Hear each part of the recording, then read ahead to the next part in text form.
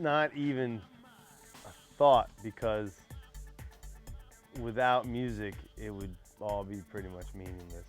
Yeah, I mean, I grew up with music from literally like the cradle. I mean, music was just a central, focus of my family. It really was. Yeah, it's kind of always there. Like, I mean, I started playing saxophone like in the third or fourth grade when I was skateboarding my whole life, which was a big part of the culture. You know what I mean? And music was kind of hand in hand with that, especially punk rock music. I started playing in bands, around like 10th grade, on and off. And then when I randomly started kind of really DJing, like had two Technique 1200s and mixing records and that stuff, that was just fun. Like, I wasn't like, oh, I want to be a DJ and make money and be famous or whatever. Like, it was just something to do. It was funny. It's like middle school, high school. Like, I kind of turned into like the party DJ, of our crew, and I remember we were buddy, DJs before we even knew it, pretty much. Like, we really were. Like, before we matched beats or any of that stuff. Yeah. Like, for me, I remember going to see the Mighty Boss Tones, Yeah. That's it'd be a great ska show, a lot of energy, and then all of a sudden, 15 minutes later, all of a sudden, boof, and then a DJ comes, like Trip or someone would come up, and like they'd do like a full-on like dance night. There was this cross-pollination at a time that was really, really essential to what's going on now. Really essential to, I'm sure, Rob and I. I mean, there's no question. It's people of our age. It just kind of, it wasn't.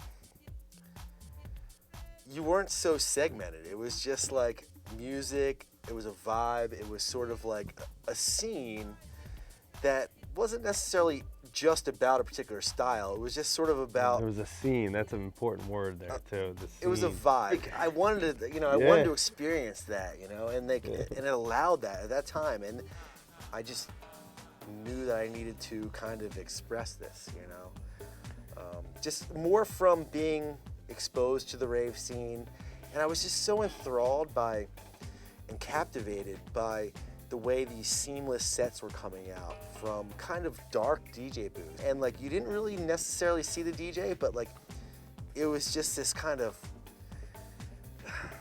like musical aura that was being projected out to you. Well, and I really was like, I wanted to do that. Because it involved everyone.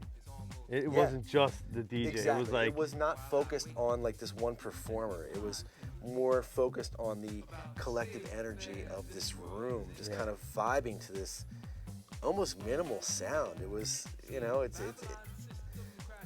it's complex, but like, is that collective energy is definitely a good.